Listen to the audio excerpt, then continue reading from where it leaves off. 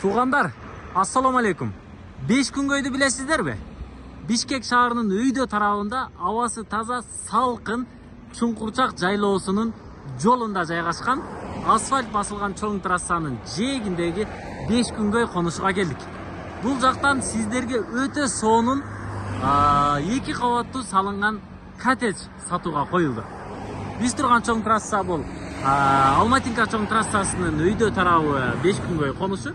Ылдыйраакта бул жакта Супара этно комплекси, сол тарапта 200 метрде этно комплекстен өтүп эле, түз эле бир 200 метрдин тегерегинде жүрүп келсеңиздер, Алтынай дүкөнүнүн жанынан эле сол тарапка бурулсаңыздар, бул жакта 150 метрде сатыла турган коттеджге келесиздер. Өтө сонун, өтө жомоктогудай проект менен түшүп жатат. Алыстабаңыздар. Туугандар, мына Супара этно комплекстен түз эле өтүп 5 күнгөйдүн кире беришине сол тарапка 200 метрден бурула турган болсоңуздар, 150 метр кирсеңиздер, Чыныбаев сагалы 45 дареке түздөн түз келе бересиздер. Күн чыгыш тарабында сол тарапта жайгашкан мына ушул монолитно каркасный болуп хай-тек стилинде салынган бышык кыстан сонун проектиси менен үй сатууга коюлду. Өтө сонун вариантта, анткени эмнеге дей турган болсок, бул азыр каркасы туруп, кирпичтери уруп, толугу менен кара жумуштары бүтүрүлгөн. Буйруса сиздер ала турган болсоңуздар, айтыла турган баасынын ичинде пат ПСО бүтүрүп берет туугандар.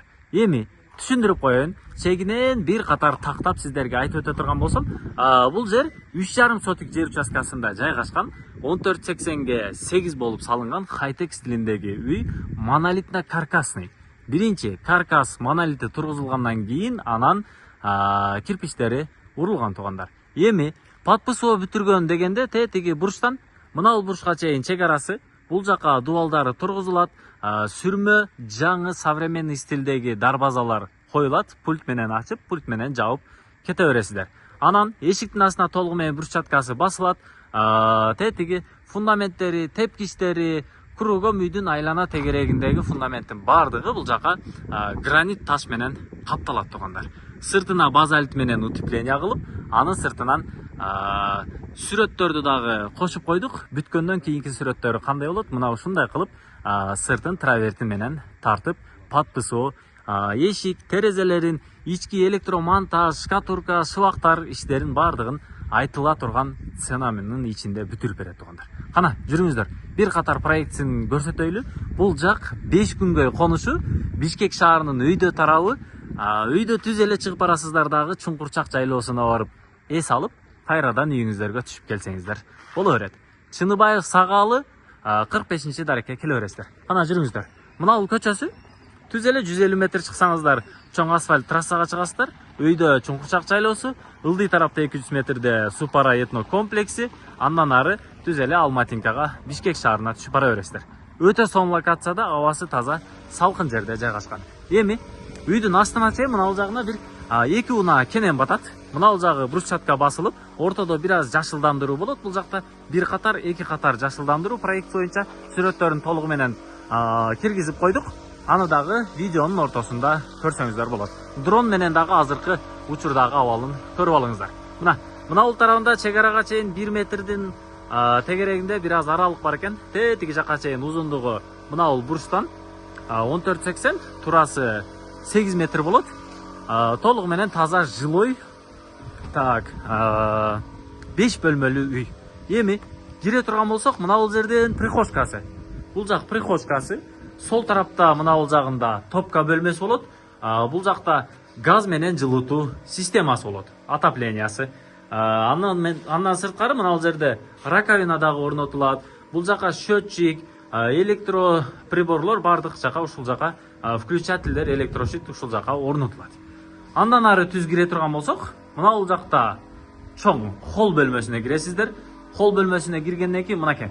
Туугандар, үстүн көрүп коюңуздар. Бул жанакы көп кабаттуу үйлөр салынган сыяктуу эле, асты тумбалары толугу менен куюлган. Андан кийин сплошной бир катар бул жерге 10 сантиметрдин тегерегинде сеткамактар ташталып, арматуралар ташталып, астында стяжкасы дагы куюлган. Мына бул жак студия бөлмөсү, кенен студия бөлмөсү, ТВ зона, ортодо островок бул жерде дивандар орнотулат. Мына бул жакта Г формасында кухонный гарнитуралардын кухнянын проектиси бар. Анан мынау жагы сплошной алюминий терезелер орнотулат тугандар. Көрдүңүздөрбү? Үстүн караңыздар. Бардыгы мынау тумбалары көтөрүлүп, үстүнө сесмопояс куюлгандагы, анын үстүнөн монолитно каркасный болуп туруп, астынан көрдүңүздөр мынау ригелдердин тартылгандарын. Бул жерге бардыгы российский арматураларды колдонуп, ригелдерин тартып, анын үстүнөн монолитин куюп чыккан. Монолиттин астына бул жака десятка пенопласт менен таштап, бул жакты шума изоляциясындагы келтирип койгон. Биринчи кабат, экинчи кабат толугу менен шума изоляция болгон. Бул жак кенен бир бөлмөсү. Кол аркылуу түз кире турган болсоңуздар, мына бул жакта биринчи кабаттын санузел бөлмөсү. Буйруса бул жактын проекция боюнча ремонту болуп бүткөндөн кийин көрсөңүздөр көзүңүздөр суктанат. Эми мына бул жак бул площадка тепкичтин площадкасы. Оң тарапта төрдө дагы бир бөлмө бар. Бул жакта эми карылар, чоң ата, чоң апаларыбыз уктоочу бөлмө. Мынакей, экинчи, үчүнчү кабатка чыкканга эгерде бир аз кыйынчылык болсо, ушул жакка чоң ата, чоң апаларыбыз жашай берет тугандар. Бул жак сонундагы бир бөлмөсү. Үйдө тарабы, күнчыгыш тарабы толугу менен мына жака бетон менен көтөрүлгөн. Кана жүрүңүздөр, экинчи кабатка бир катар көтөрүлүп чыгып сиздерге толук проектисин көрсөтүп берейли. Экинчи кабатка чыга турган болсок, мына бул жакта тепкич аркылуу. Так. Мына.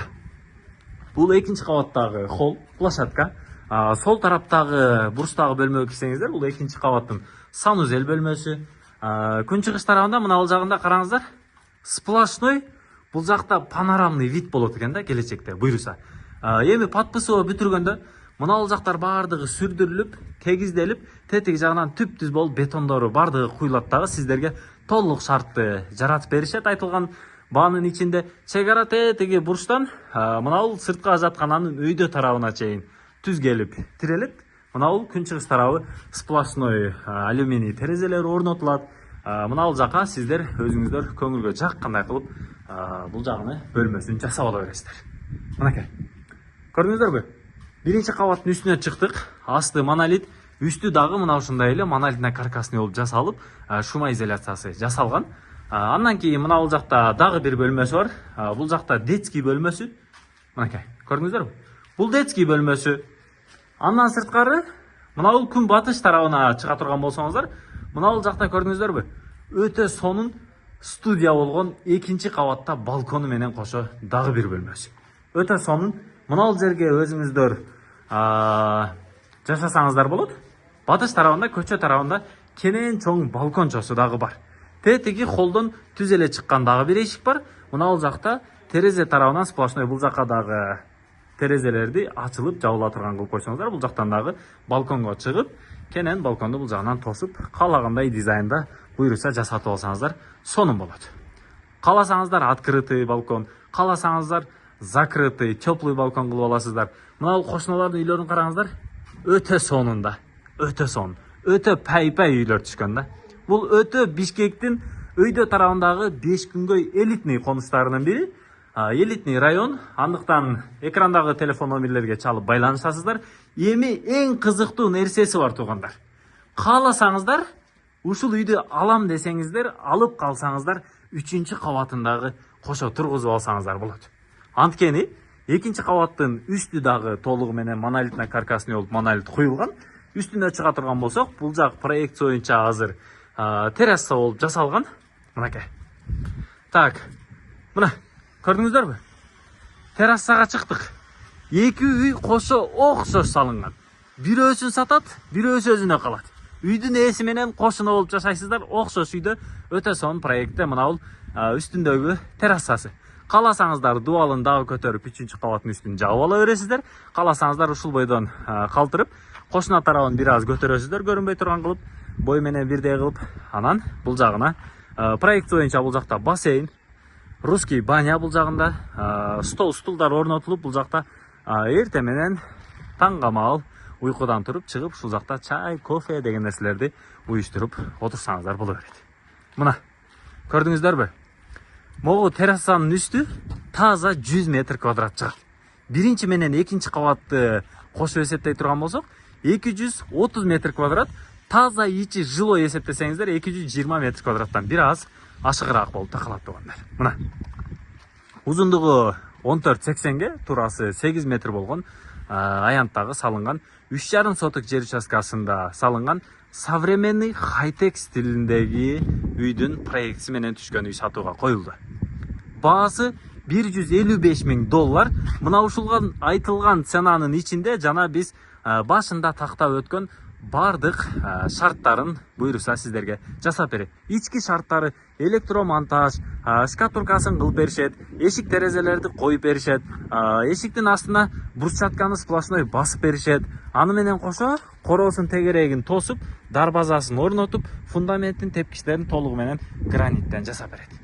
Караңыздар, абанын тазалыгын караңыздар.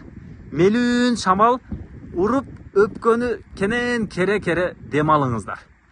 Шаардын өйдө тарабы 5 күнгөй конушунда абасы таза, салкын жерде тетиги жакта чуңкурчак жайлоосу, этно супара комплекси мына бул жерде жайгашкан, бир аз 250-300 метр аралыкта жайгашкан.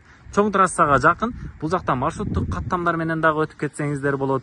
Мына ушундай шарттагы 45-дарекке келе бересиздер. Бул жерде суу бар, свет бар, туугандар, газ тартылып келинген. Ушундай шартка таза абага чыгып келип жашаңыздар. Караңыздар, назар салыңыздар. Бир элестетиңиздер. Мынакей, көрдүңүздөрбү? Шарттары жакшы, өтө сонун. Быйылкы жылдын сезонунда буйруса, бул жака канализация келе турган болсо, бардык камкөз толук болот. Чалыңыздарчы, байланышыңыздар.